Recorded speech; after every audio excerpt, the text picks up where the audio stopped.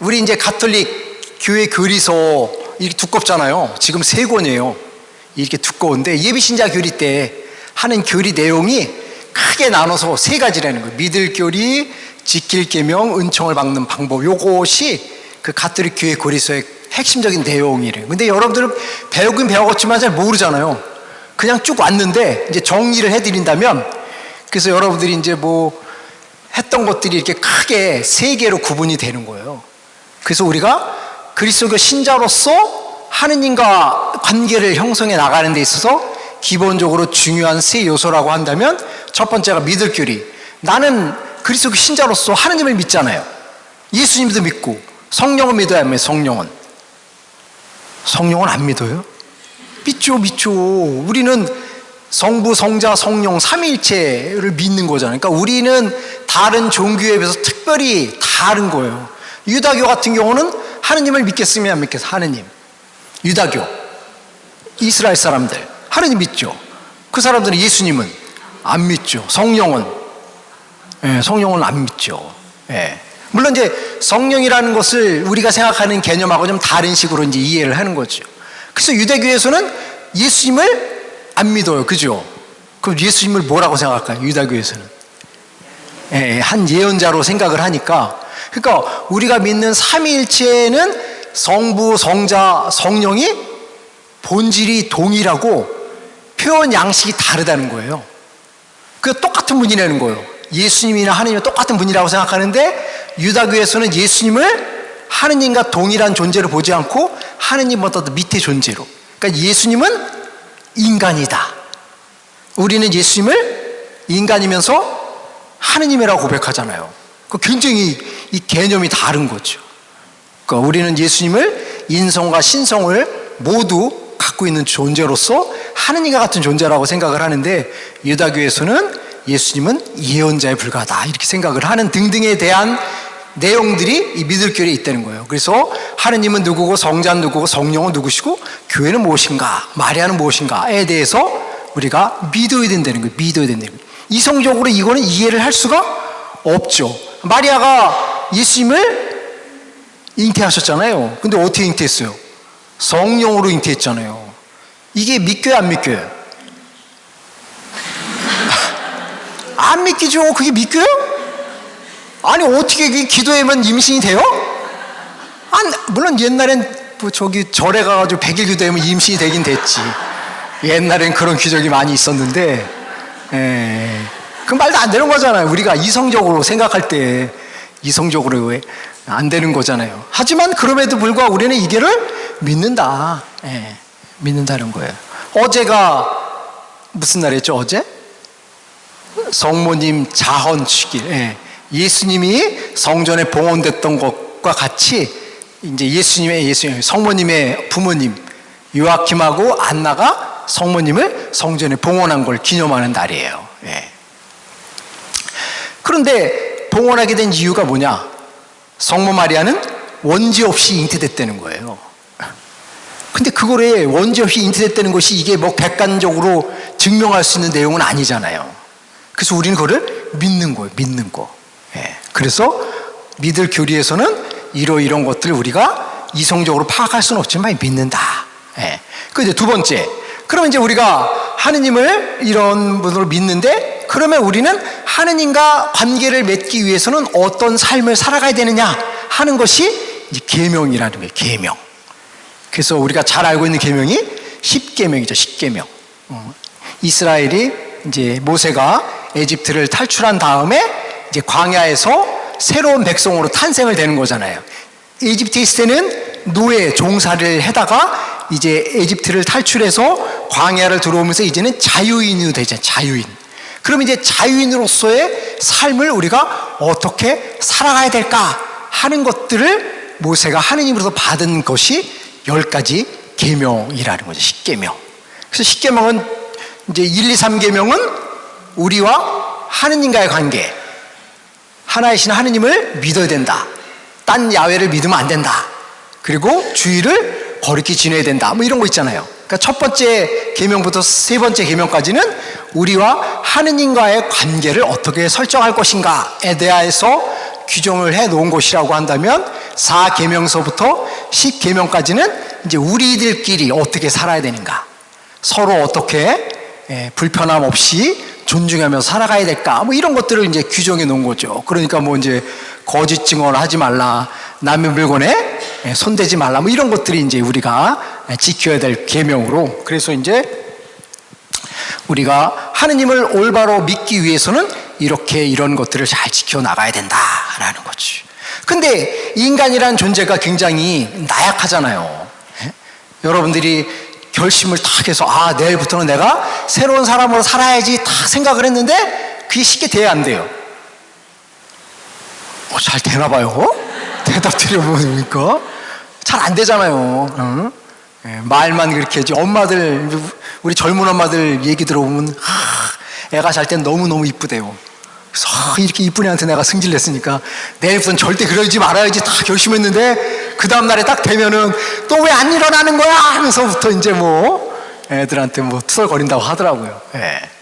인간이 이렇게 나약한 거죠. 나약해. 그래서 그런 나약함을 어떻게 극복할 것이냐. 그래서 인간의 힘으로 해결할 수 없는 여러 가지 많은 부분들을 해결하기 위해서 우리는 하느님의 도움이 필요하다. 그렇죠? 도움이 필요한 거예요. 그래서 하느님의 은총을 받는 방법, 이것을 세 번째로 얘기하는 거지. 그래서 요거를 이제 하느님의 은총을 얻는 방법을 성사편이라고 얘기해요. 그래서 성사가 전부 7가지가 7성사. 그리고 플러스 우리는 어떻게 하느님과 깊은 유대를 맺을까 하는 것들에 대해서 규정해 놓은 것을 기도라고 하는 거지. 그래서 여러분들이 이 교리를 이제 배웠던 내용들이 이렇게 요거로 다 집약이 돼 있어요. 물론 이제 그때 예비신자 교리 받을 땐 몰랐죠. 뭔지도 모르고 그냥 한 거죠. 근데 이게 딱 이렇게 정리가 돼서 결국 우리가 하느님을 믿기 위해서는 우리가 하느님께 온전히 투신해야 되는 것도 있지만 또 한편으로는 하느님으로부터 우리는 끊임없이 도움을, 은총을 받아야 된다는 거지. 그런 의미에서 은총을 받는다는 것은 굉장히 중요하죠. 근데 많은 사람들이 이제 뭐, 나 주일 미사 하기 싫어, 뭐 이러잖아요. 그죠?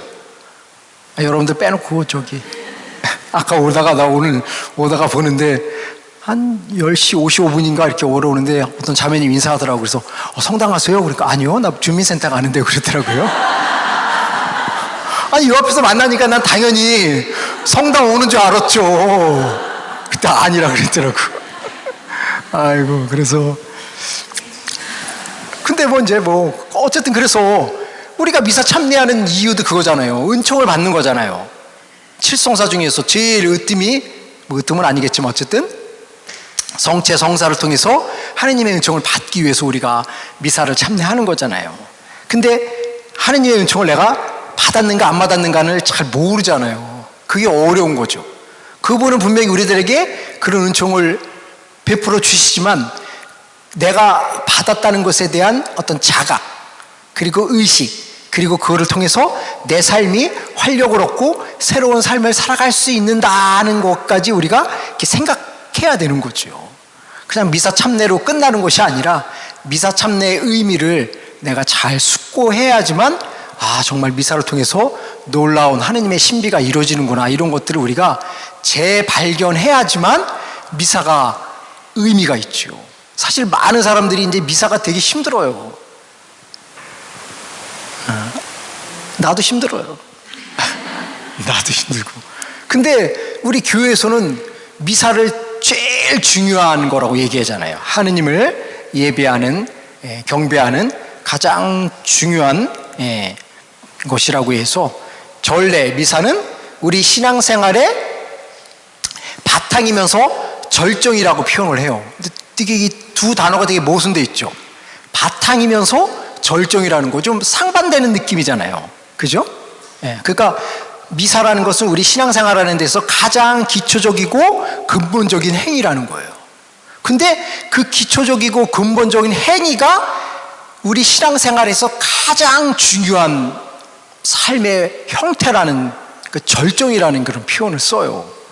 참 이게 미사의 그 깊이, 그 오묘함이 얼마나 이렇게 들어가 있는가 하는 것들을 알 수 있겠죠. 어쨌든 그래서 여러분들이 이제 교리를 통해서 이런 것들을 들으셨으니까 우리가 하느님을 믿고 하느님을 따르기 위해서, 그리고 이웃들과 어떤 관계를 형성해야 되고, 그리고 하느님의 은총을 받기 위해서는 어떻게 해야 되는가, 이런 것들을 우리가 교리를 통해서 배웠다는 거 이렇게 하시면 좋겠습니다.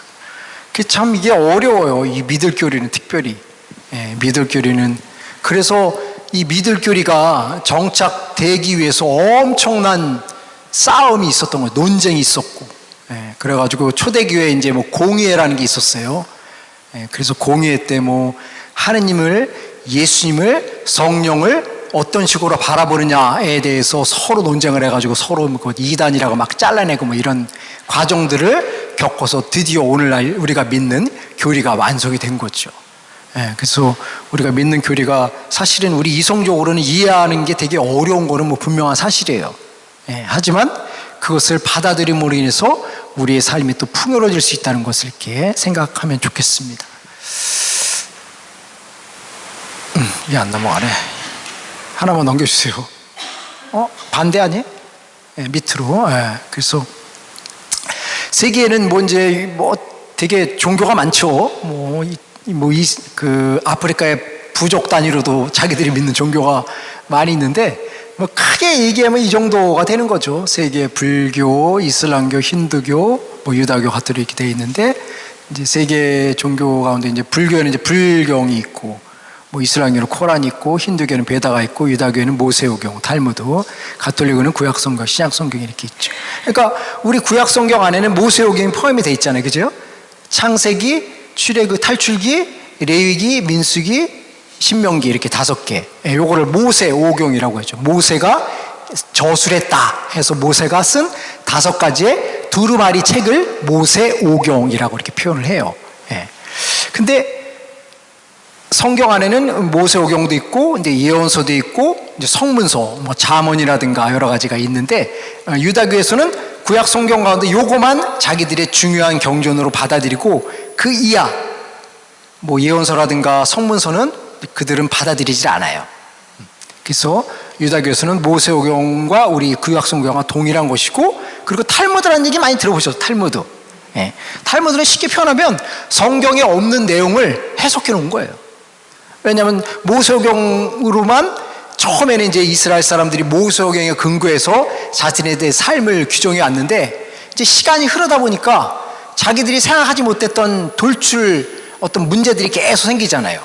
예를 들어서 오늘날도 이 국회에서 할 일이 되게 많은 거예요. 왜냐하면 끊임없이 막 법이 아니라 끊임없이 뭐 사고들이 생기잖아요. 인터넷으로 인해서 뭐 등등 여러 가지 막 문제들이 발생할 때마다 그것을 대처하기 위해서 새로운 법들을 계속 만들어내는 역할을 해는 것처럼, 이 유다교에서도 이제 처음에는 모세오경을 근거로 해서 자신의 삶을 규정해 왔는데, 시간이 흐르면서 이제 삶이 복잡 다단해지다 보니까 이걸 어떻게 해석을 해야 될까 하는 문제가 생기고, 그러니까 이제 이럴 땐 이렇게 해야 되고 이럴 땐 저렇게 해야 된다, 이런 것들을 규정해 놓은 게 쉽게 표현하면 탈무드라는 거죠. 그리고 우리 가톨릭에서 성경 이렇게 신약성경, 구약성경으로 나눠져 있습니다. 얘가 좀 안 넘어가요. 밑으로. 하나 더. 그래서 이제 우리 교회에서 하느님에 대해서 성경을 통해서 많이 표현이 되어 있는데, 우리 가톨릭에서는 성경이 되게 중요한데 그것과 더불어서 성전도 굉장히 우리들에게 중요한 원천으로 이야기를 합니다. 성경은 이제 말 그대로 책이죠, 책. 근데 이거는 성전이니까 입으로 전해져 내려오는 이야기. 예를 들어서 성모님이 승천하셨다고 그러잖아요. 승천. 하늘로 승천하셨다. 그날이 언제? 8월 15일이잖아요. 근데 성경에는 그 내용이 없어요. 근데 우리는 그거를 믿잖아요. 그럼 이제 뭐야, 성경에 없는 얘기를 우리가 믿어야 되나?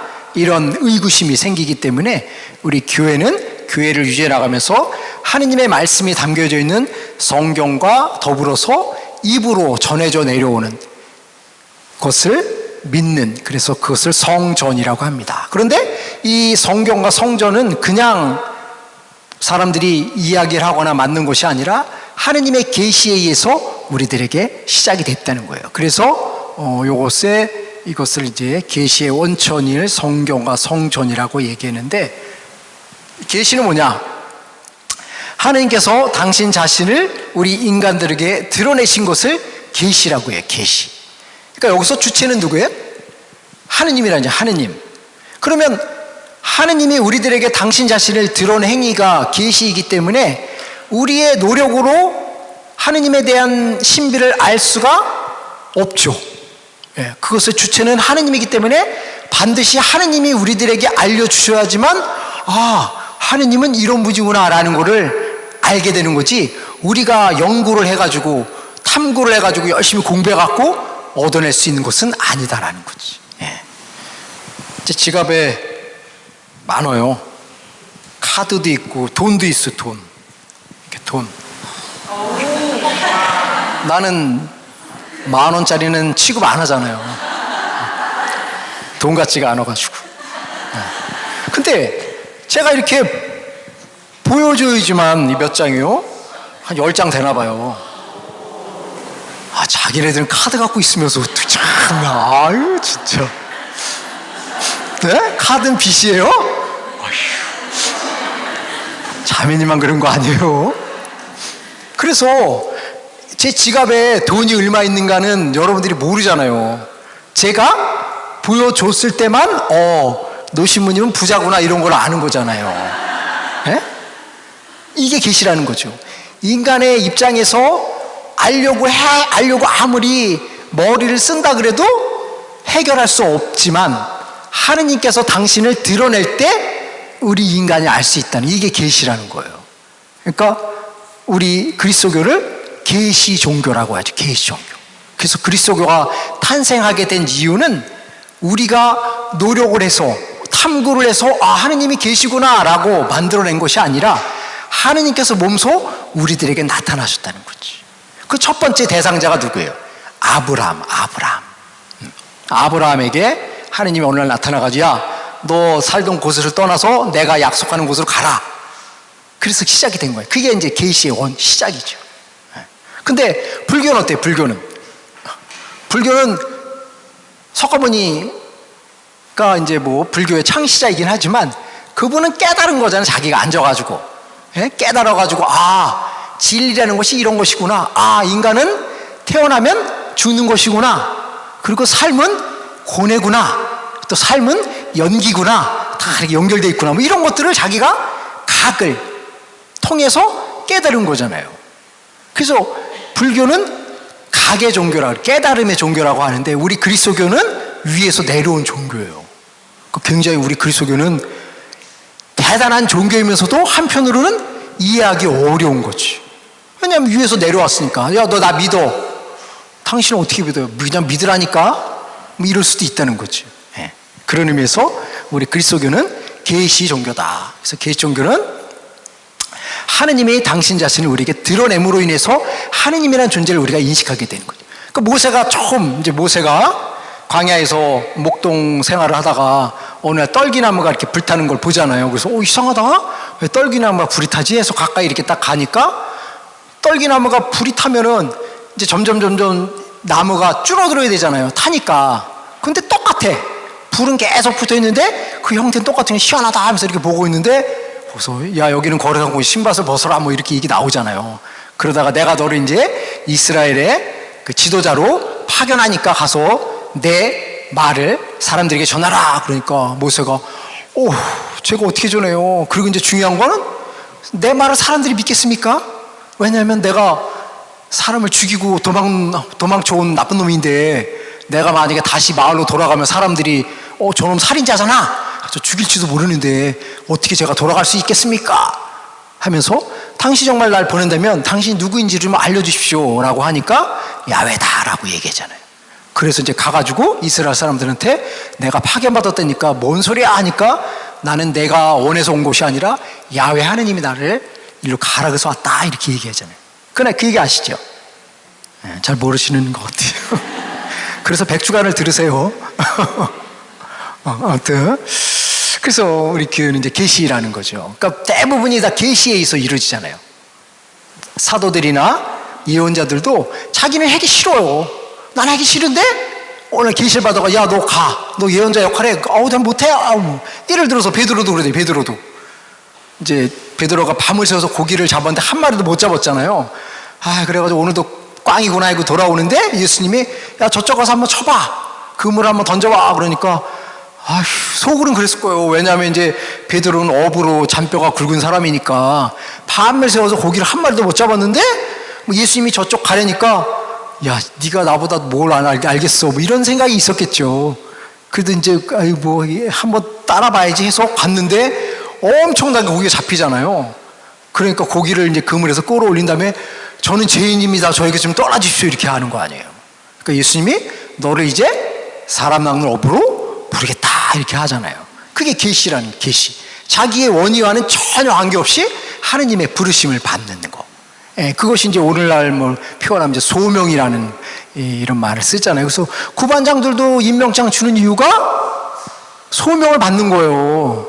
여러분들은 다 하기 싫었잖아요. 하고 싶은 사람 있었어요? 다들 싫어하더라고요.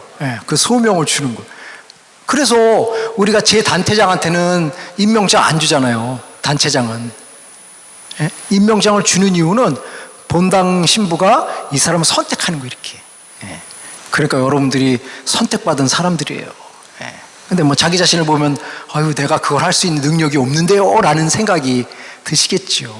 저도 마찬가지예요. 제가 사제로서 살아가는 게 제가 능력이 있어서 하겠습니까? 그냥 해라니까. 부르심을 받았다는 것에 대한 믿음이 있으니까 이렇게 저의 역할을 수행하는 거죠. 그래서 여러분들도 자신의 부족함은 그렇게 중요하지 않아요. 제가 잘나서 여기 본당 신부 하는 건 아니잖아요. 저도 그냥 모르지만 그냥 하는 거죠. 하다 보면 또 그 활동을 통해서 놀라운 신비를 이렇게 체험하게 되는 거죠. 그 체험이라는 게 뭐냐, 신비라는 게 뭐냐면, 내가 나에 대해서 알잖아요. 그럼 내가 갖고 있는 능력이 1이라고, 1. 그러면 내가 이 본당의 주임 신부로서 살아가면서 내가 행할 수 있는 능력은 1밖에 없잖아요. 제가 본당 신부가 됐다고 해서 능력이 3으로 4로 늘어나지는 않잖아요. 여러분들이 구반장 한다고 갑자기 능력이 확 생겨요? 똑같잖아요. 임명장만 받았을 뿐이지. 근데 신비한 것은 내가 능력을 1을 갖고 활동을 하는데 결과는 10이 될 수도 있고 20이 될 수 있다는 거. 그런 게 이제 참 신비로운 거죠. 그럼 제가 능력이 갑자기 생겨서 10이 나오는 게 아니라 하느님의 어떤 역사하심이 그 안에 이렇게 담겨져 있다는 거죠. 근데 그 역사하심이라는 것은 주변 사람을 통해서도 이루어질 수도 있고 하느님이 직접 개입을 해서 이루어질 수도 있고, 어쨌든 우리가 하느님의 뜻에 부합된 삶을 살려고 하면 우리가 갖고 있는 능력보다도 훨씬 더 많은 능력들이 드러난다는 것이 소명의 의미라는 거죠. 그러니까 여러분들이 두려워할 건 없는 거죠. 그냥 하다 보면 그걸 통해서 신비를 이렇게 체험하게 되는 거지. 그래서 여러분들은 되게 좋은 걸 선택하신 거지. 선택한 건 아니구나. 싫은데 억지로 했지만. 어쨌든 동기는 중요한 거 아니에요. 내가 지금 있는 이곳이 중요한 것이니까. 그래서 그런 소명을 의식을 갖는 게 바로 하느님의 계시를 받아들이는 우리의 삶의 모습이라는 거지. 그래서 이제 하느님의 계시는 성경을 통해서 확실하게 이렇게 드러났는데, 이제 교회는 성경만이 아니라 사도들이나 이런 사람들의 입을 통해서 전해져 내려오는 것들도 하느님의 계시의 한 부분이다라는 것을 받아들이기 시작했던 거예요.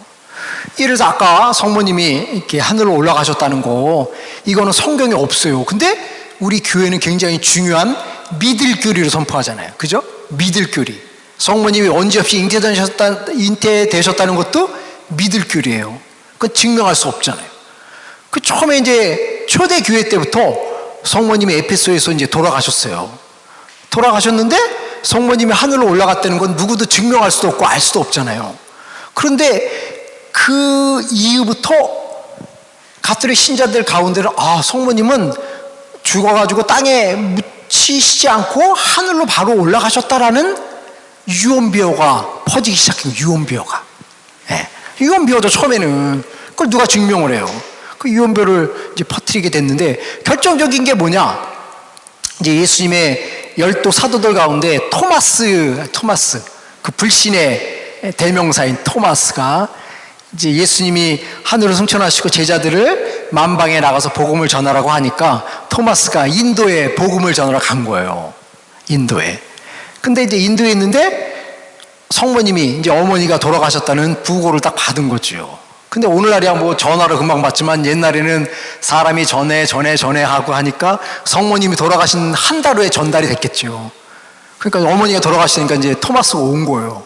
와가지고 성모님을 어디 묻었냐 하니까는 여기 묻었다고 이제 무덤에 간 거예요. 그러니까 토마스가 불신의 대명사잖아요. 그러니까 난 못 믿어. 니들이 거짓말인지 모르니까 땅을 파보자.